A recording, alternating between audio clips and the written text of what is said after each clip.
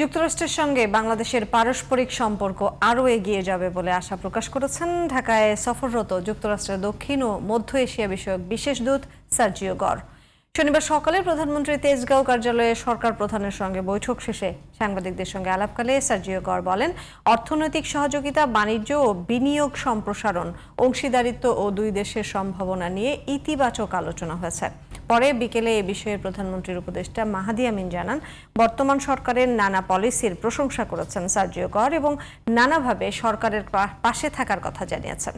মাহি হাসানের রিপোর্ট। কেসারেন শেকড় থেকে শিখরে।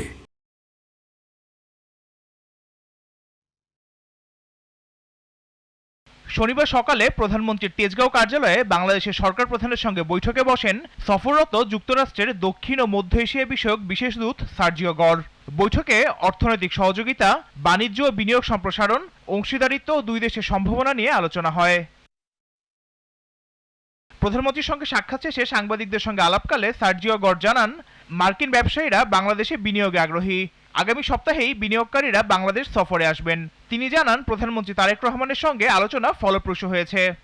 We have a lot of potential, as we discussed. We have seen some of that already come out this week. We have lowered our travel advisory for Bangladesh, encouraging people to come here, both as tourists, but also as an investment climate. Just next week, we're going to have a delegation visiting of U.S. companies that are looking to invest in Bangladesh. And the message that we want to make sure that gets out there between our two sides is that there's incredible potential. And whether that relates to the pharma industry, whether that relates to IT, there's a lot that the United States and Bangladesh can do together. And we look forward on building on that and taking it to the next level. বৈঠকে নির্বাচনের পর বাংলাদেশের স্থিতিশীল অবস্থা ও BNP সরকারের নেয়া বিভিন্ন পলিসির প্রশংসা করেন সার্জিও গর। শনিবার বিকেলে বৈঠক নিয়ে সংবাদ সম্মেলন করে এসব তথ্য জানান প্রধানমন্ত্রীর উপদেষ্টা ও সরকারের মুখপাত্র মাহাদি আমিন। অত্যন্ত সৌহার্দ্যপূর্ণ এই আলোচনায় আমরা দেখেছি যে মার্কিন যুক্তরাষ্ট্রের পক্ষ থেকে বাংলাদেশে নির্বাচিত মাননীয় প্রধানমন্ত্রীর নেতৃত্বের উপর দৃঢ় আত্মবিশ্বাসের কথা বলা হয়েছে এবং মার্কিন যুক্তরাষ্ট্রের পক্ষ থেকে বলা হয়েছে যে মাননীয় প্রধানমন্ত্রীর নেতৃত্বে বাংলাদেশে স্থিতিশীলতা ফেরত এসেছে, একটা সুন্দর গণতান্ত্রিক অগ্রযাত্রা বহমান রয়েছে এবং মাননীয় প্রধানমন্ত্রী গত প্রায় 5 মাস ধরে রাষ্ট্র পরিচালনায় যে পলিসিগুলো অ্যাডপ্ট করেছেন সেটিকে সাধুবাদ জানানো হয়েছে।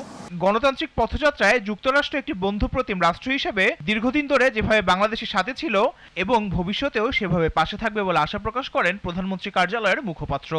এক্সপোর্ট এবং ইম্পোর্ট কিভাবে বৃদ্ধি করা যায় সেগুলো নিয়ে যেমন বিস্তারিত আলোচনা হয়েছে, একই সাথে সামনের দিনগুলোতে মার্কিন ইনভেস্টমেন্ট যেন বাড়ে তার একটি ফার্স্ট স্টেপ হিসেবে আগামী সপ্তাহের শেষ নাগাদ যুক্তরাষ্ট্রের শীর্ষস্থানীয় প্রায় 25টি শিল্প এবং ব্যবসা প্রতিষ্ঠান থেকে শীর্ষস্থানীয় প্রায় 45 জন ব্যবসায়িক নেতৃবৃন্দ বা প্রথম সারির কর্মকর্তাবৃন্দ বাংলাদেশে আসবেন। Mahi Hasan, GTV news, Dhaka.